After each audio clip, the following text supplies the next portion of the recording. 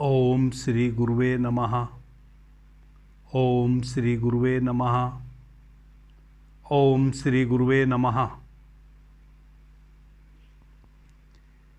आदरणीय मित्रों, भगवान शिव माँ पार्वती को शिव समरोदय विज्ञान में कहते हैं कि हे देवी, जब मनुष्य श्वास भीतर भरता है तो वह 10 अंगुल श्वास भीतर भरता है, और जब मनुष्य उसी श्वास का बाहर रेचक करता है तो वह 12 अंगुल बाहर श्वास का रेचक करता है। भगवान शिव ने मां पार्वती को अलग अलग कार्यों में मनुष्य कितना रेचक करता है वह भी बताया, जो कल की चर्चा में हम बात कर चुके हैं। कब हम कौन सा कार्य करते हैं तो हमारी श्वासों का रेचक बाहर कितने अंगुल होता है, यह चर्चा कल हम विस्तार से कर चुके हैं। आदरणीय मित्रों, शिव समरोदय विज्ञान से संबंधित मैंने 36 चर्चाएं की हैं, जो शिव समरोदय विज्ञान नाम से एक प्लेलिस्ट बनाई है। उसमें वह सभी चर्चाएं वीडियो के रूप में उपलब्ध हैं। उसके बाद मैं शिव समरोदय विज्ञान पर आगे चर्चा नहीं करना चाहता था, चूँकि 36 चर्चाएं हो चुकी थी, और जब भी हम कोई नई चर्चा करते हैं तो कुछ पुरानी बातें उसमें दोहरानी पड़ती हैं। वह अनिवार्य हो जाती हैं, वरना तो समझ में ही नहीं आएगा, ना नए लोगों को ना पुराने लोगों को। अब मित्र कमेंट भी करने लगे थे कि महाराज जी आप चीज़ों को दोहरा रहे हैं। मैं दोहरा नहीं रहा था। जब हम एक ही विषय पे, लंबा विषय हो और उस पे विस्तार से चर्चा कर रहे हों, तो हमें भूमिका के रूप में कुछ पुरानी बातों को उठाना पड़ता है, वरना तो नई बात समझ में भी नहीं आएगी। एक बात। दूसरी बात यह है कि मैं प्रोफेशनल व्यक्ति नहीं हूं। मैं एक साधारण से मोबाइल से यह वीडियो आप तक पहुंचाने की कोशिश करता हूं। मेरे पास ना कोई संसाधन है और ना मेरे पास कोई टीम है जो मेरे अतिरिक्त मेरे इस कार्य में मेरा सहयोग करती हो, और मैं अभी उस परिस्थिति में भी नहीं हूं कि मैं किन्हीं का सहयोग ले सकूं। मेरी निजी कुछ समस्याएं हैं जो धीरे धीरे छट रही है। मैं उन सभी समस्याओं से धीरे धीरे उबरता जा रहा हूं। उन समस्याओं में पड़े हुए भी मैं संकल्पबद्ध हूं कि जो भी मैं अपने अनुभव से आपको बता सकता हूं वह मैं बता रहा हूं। कई मित्र कहते हैं कि आपके वीडियो में इतने सारे ऐड आ रहे हैं, आप पैसा कमाने के उद्देश्य से ऐड चलवा रहे हैं। मैं उन मित्रों को भी यह कह देना चाहता हूं कि निश्चित रूप से कोई भी आप कार्य करेंगे उसका आपको परिणाम शुभ या अशुभ होने ही वाला है। जहां तक पैसे की बात है कि मैं पैसा कमाने के उद्देश्य से ऐड चलवा रहा हूं, यह सत्य नहीं है। हाँ, पैसा हो सकता है मुझे आए YouTube से, यह सत्य है, लेकिन उस उद्देश्य से मैं ऐड चलवाता हूं, यह सत्य नहीं है। यदि उस उद्देश्य से, पैसा कमाने के उद्देश्य से मैं आपके समक्ष अपनी चर्चाओं को लाने लग जाऊं, तो मेरे पास इतना कुछ कहने को है कि मैं सुबह सूर्योदय से लेकर और सूर्यास्त तक बोल सकता हूं। उसको केवल संग्रहित करने वाला आदमी चाहिए। इतना कुछ मैं बोल सकता हूं अध्यात्म पर। वह उद्देश्य नहीं है। यदि ऐड हम बंद कर देंगे अपने वीडियो से, तो जो मित्र मेरे चैनल को सब्सक्राइब किए हुए हैं केवल उन तक मेरा वीडियो पहुंचेगा, नए लोगों तक मेरा वीडियो नहीं पहुंचेगा, क्योंकि मेरे ऐड बंद कर देने से यूट्यूब को कोई लाभ नहीं होगा। यूट्यूब ऐड चलाकर उससे अपना लाभ लेता है, तभी वह हमारे वीडियो को आगे प्रेषित करता है, वरना तो यूट्यूब के एल्गोरिदम में हमारा वीडियो नहीं आएगा। और बस जितने लोग मुझे सब्सक्राइब किए हुए हैं वही लोग मुझे सुन पाएंगे। यदि मैं अपनी बात कह रहा हूं तो वह अधिक से अधिक लोगों तक पहुंचे, ऐसा मैं चाहता हूं। अधिक से अधिक लंबी दूरी तक मेरी बात पहुंचे, अधिक लोगों तक मेरी बात पहुंचे, ऐसा तो मैं चाहता हूं।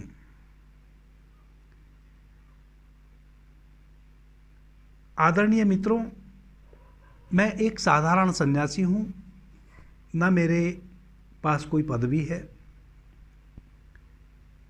ना मैं किसी मंदिर का महंत हूं, ना मेरा कोई आश्रम है, और ना ही मेरी कोई प्रॉपर्टी है, और ना मैं किसी मंदिर या आश्रम में निवास करता हूं।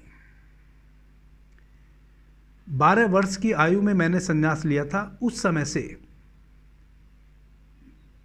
मैं अपने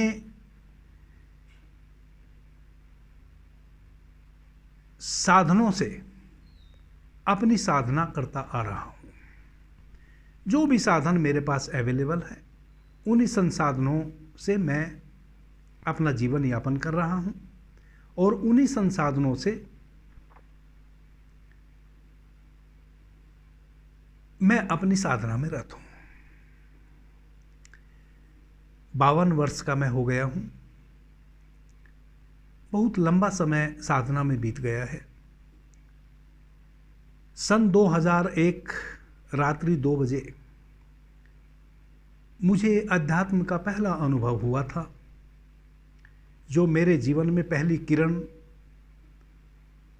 परमपिता परमात्मा की उस परम प्यारे की उतरी थी, या कहें कि मेरी आंख मेरे भीतर खुली थी। उस समय से मैंने पीछे मुड़कर नहीं देखा।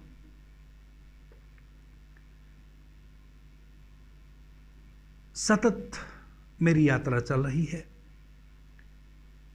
जैसे सांसारिक क्रियाकलापों में जब हम पड़े होते हैं, उनकी कोई सीमा नहीं होती है, वैसे ही जब अध्यात्म के जगत में हम प्रवेश करते हैं और यात्रा शुरू करते हैं, यहाँ भी यात्रा का कोई अंत नहीं है। प्रतिदिन प्रति क्षण जब भी आप आंख बंद करके अपनी साधना में प्रवेश करते हैं, आपको प्रतिपल नए नित्य नूतन अनुभव होते हैं। इसलिए मैं उन सभी मित्रों से प्रार्थनापूर्ण निवेदन करता हूं कि जैसा भी मैं हूं और जिस प्रकार से भी मैं अपनी बातें आप तक पहुंचा पा रहा हूं, आप उनको सुन सके तो सुने। आपको भारी लगे, मेरी बात गलत लगे, कई मित्र कहते हैं आप काम की बात कम करते हैं, बोलते अधिक हैं। अब मैं अपनी शैली नहीं बदल सकता। कम बोलने वाले भी लाखों लोग YouTube पर प्रवचन दे रहे हैं, उनको आप सुनो। कई मित्र कहते हैं कि आप ब्लैक बोर्ड पे हमें समझाइए। मैं वैसा नहीं कर सकता, मैं प्रोफेशनल नहीं हूं। बहुत सारे लाखों लोग आपको ब्लैक बोर्ड पे जो मैं कह रहा हूं वही बातें समझा रहे हैं, आप उनसे समझ लीजिए। आप मेरे से क्यों वैसी चीजें, मेरे ऊपर क्यों वैसी चीजें आप लादना चाहते हैं जैसा मैं नहीं हूं। आपको जो क्वालिटी चाहिए वह सब क्वालिटी YouTube पर अवेलेबल है, आप वहां जाएं। आप मुझे अपने ढांचे में फिट नहीं बैठा सकते, मैं नहीं बैठूंगा। मेरे अपने कुछ संकल्प हैं, मैं मेरे अनुसार ही जीऊंगा और मेरे अनुसार ही बोलूंगा। आपको मेरी बातें अधिक लगती हैं, आप बैक हो जाएं। मेरे वीडियो लंबे लगते हैं, आपको 5 मिनट, 10 मिनट, 4 मिनट, जहां तक आपको मुझे सुनने में आनंद आता हो वहां तक सुने, बैक हो जाएं। मैं तो कभी भी किसी को नहीं कहता हूं कि आप मेरे वीडियो को सब्सक्राइब करें, मेरे वीडियो को लाइक करें, मेरे वीडियो को आप पूरा देखें। मैं कभी नहीं कहता हूं। जिनको आनंद आएगा वो देखेंगे, नहीं आएगा नहीं देखेंगे। जैसे मेरी अपनी स्वायत्तता है, स्वतंत्रता है, वैसे ही आपकी भी तो स्वतंत्रता है। मैं अपनी बातों को भला आपके ऊपर कैसे लाद सकता हूं? मैं नहीं ऐसा कर सकता। आपसे भी मेरा निवेदन है, आप भी अपनी इच्छाओं को मेरे ऊपर ना लादें। बहुत से मित्र मेरे से मिलना चाहते हैं, हमेशा कमेंट करते हैं, गुरुजी हम आपसे मिलना चाहते हैं। मैं निश्चित रूप से उनसे मिलूंगा। जैसा कि मैंने इस चर्चा में शुरू में ही कहा कि कुछ व्यवधान हैं, कुछ समस्याएं हैं मेरी निजी, उनसे मैं उबर रहा हूं।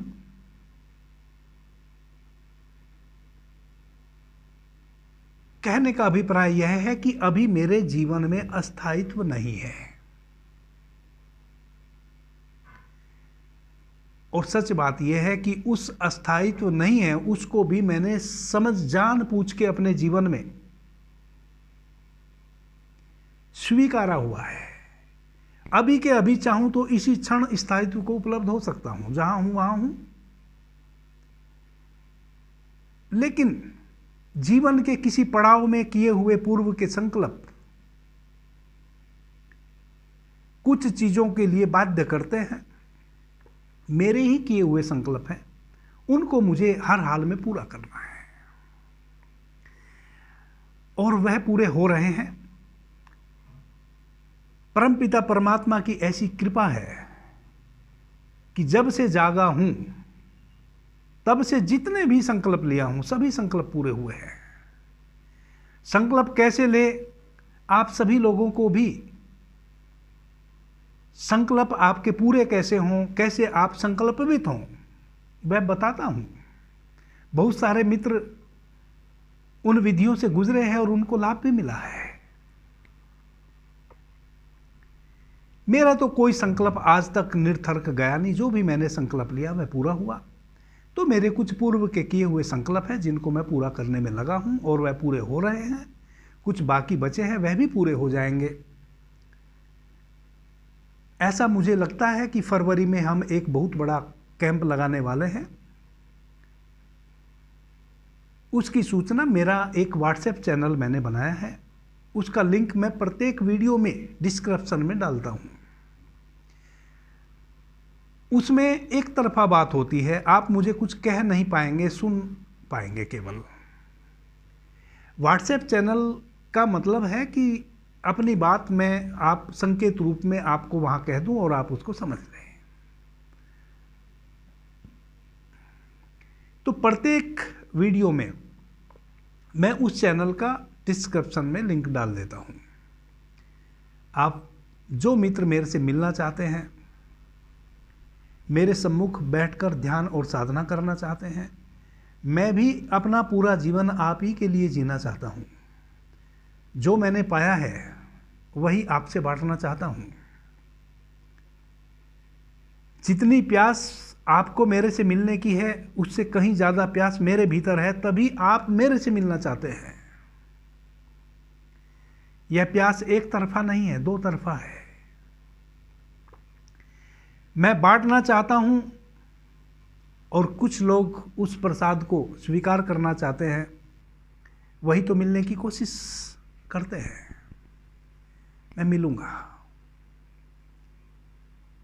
हम एक बहुत बड़े कैंप का निःशुल्क व्यवस्था करने जा रहे हैं।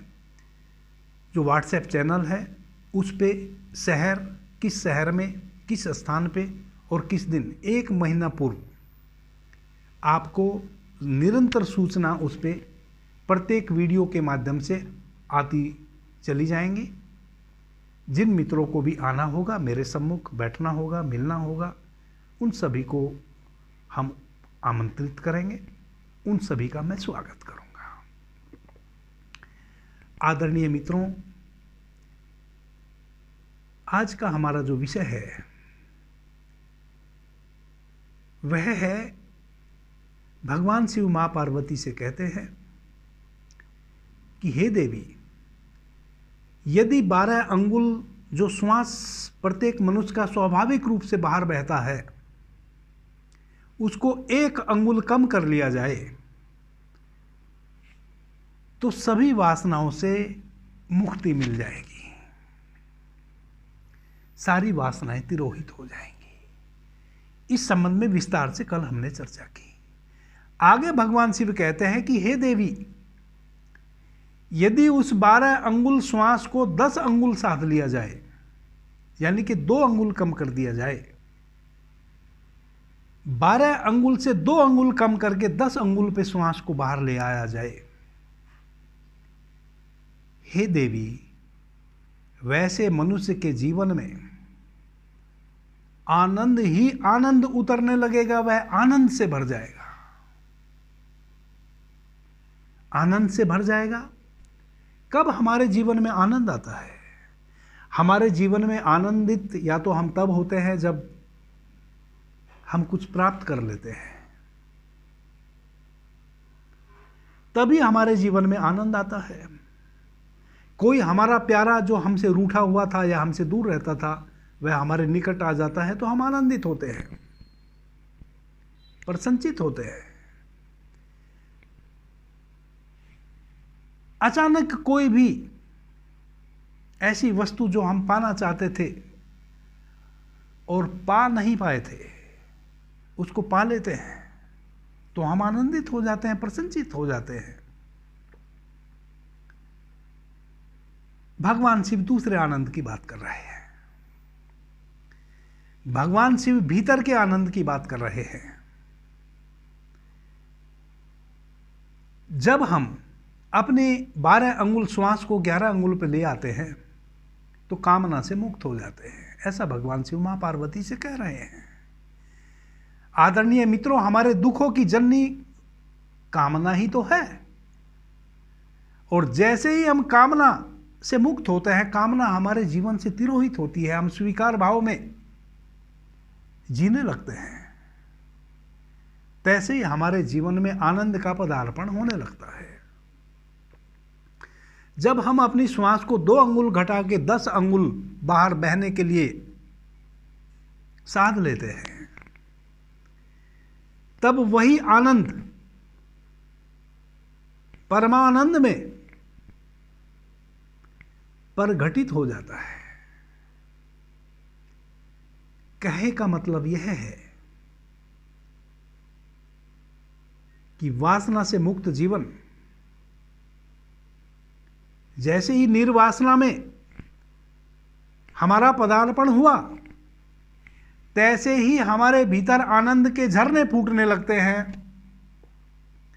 और जब हम 12 अंगुल से 10 अंगुल पे अपनी श्वासों को साध लेते हैं तो हमारे भीतर निरंतर जो वह आनंद के झरने फूट रहे हैं, हम उस आनंद के झरने में नहाने लगते हैं।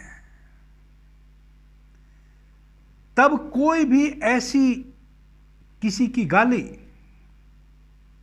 या प्रकृति के द्वारा दिया हुआ कोई भी दुख या किसी मनुष्य के द्वारा दिया हुआ कोई भी दुख या कोई व्याधि हमारे उस आनंद को छीन नहीं सकती। हम वैसे आनंद के स्रोत में जब 10 अंगुल अपनी श्वास को बाहर साध लेते हैं, 12 अंगुल से 2 अंगुल कम कर लेते हैं, हम वैसे आनंद के स्रोत में भीतर पड़ जाते हैं कि संसार की किसी भी प्रकार की कोई कलुषता हमारे उस आनंद को हमसे छीन नहीं पाती। यहां तक कि कोई व्याधि भी, वैसी अवस्था में हमें पता चलता है कि व्याधि शरीर में है, मेरे भीतर नहीं है।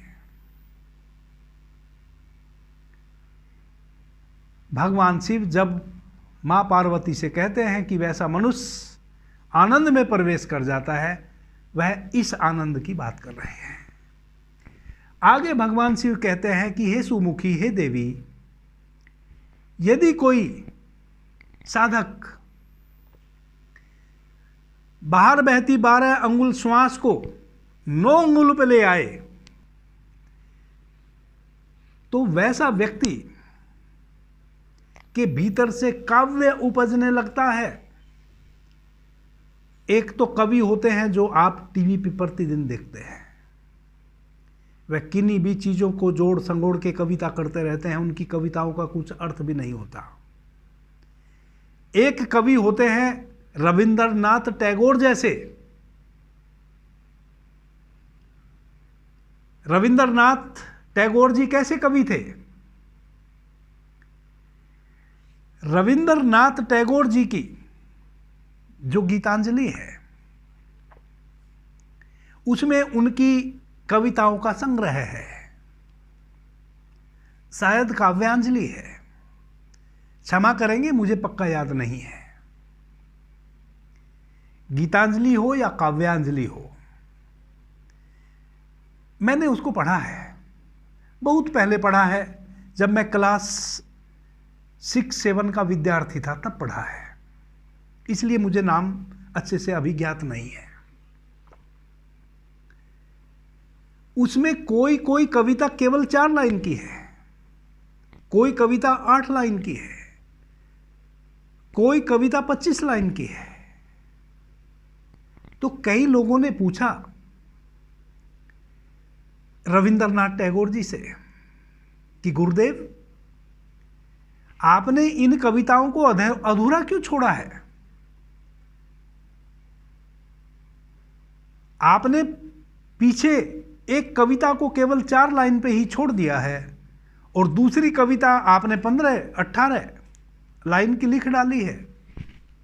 तो पहले तो आप उस कविता को पूरा करते, तब तो आप नई कविता लिखते। आदरणीय मित्रों, पता है रविंद्रनाथ टैगोर जी ने क्या कहा? उन्होंने कहा कि मैं लिखने वाला भला कौन होता हूं? यदि मैं लिखने वाला होता तो मैं 1000 लाइन की कविता भी लिख देता। जब से मेरे भीतर काव्य जन्मा है तब से लिखने वाला कोई और ही है, मैं नहीं हूं। मेरे भीतर भाव उठता है, मैं उस भाव को अपनी कलम से अभिव्यक्त करता हूं, और जो भाव उठा वह यदि 4 लाइन में अभिव्यक्त हो गया तो अब इसके आगे कोई भाव ही नहीं उठा तो मैं कैसे लिख दूं? जरूर आपने उनका यह कविताओं का संकलन एक बार पढ़ लेना चाहिए, अद्भुत है। तो रविंद्रनाथ टैगोर जी कहते हैं कि मैं लिखने वाला भला कौन हूं? मेरे भीतर से एक काव्य का झरना फूटा और मैंने उस झरने के पानी को इकट्ठा किया और उस लेखनी के माध्यम से कागज पे छिटक दिया। इसके अतिरिक्त मैंने और कुछ भी नहीं किया। कभी भाव बहुत लंबा उठता है तो कविता 20-25 लाइन की हो जाती है, कभी 2 पेज की भी हो जाती है। मैं लिखने वाला यदि होता तो मैं निश्चित उसको पूरा करता, इसलिए मुझे क्षमा किया जाए। मैं असमर्थ हूं उस कविता को पूरा करने में। तो जब आप 3 अंगुल, 12 अंगुल से 3 अंगुल अपने श्वासों को साध लेंगे, 9 अंगुल पे ले आएंगे, यानी कि जब आपकी श्वास का बाहर रेचक हो रहा हो वह केवल 9 अंगुल बाहर आए,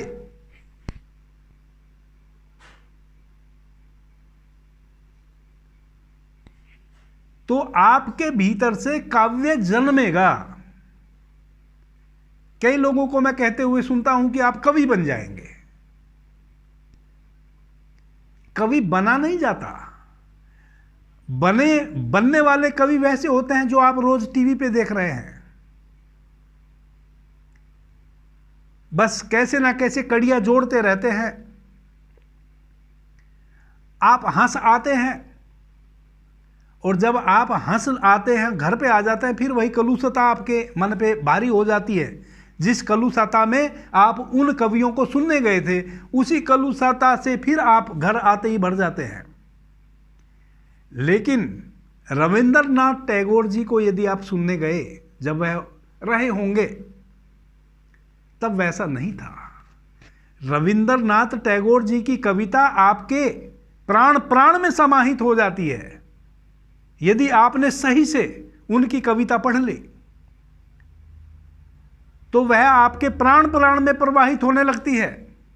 आप घर आके भी वैसे व्यक्ति नहीं रह जाएंगे जैसे आप अपने घर से उनको सुनने गए थे।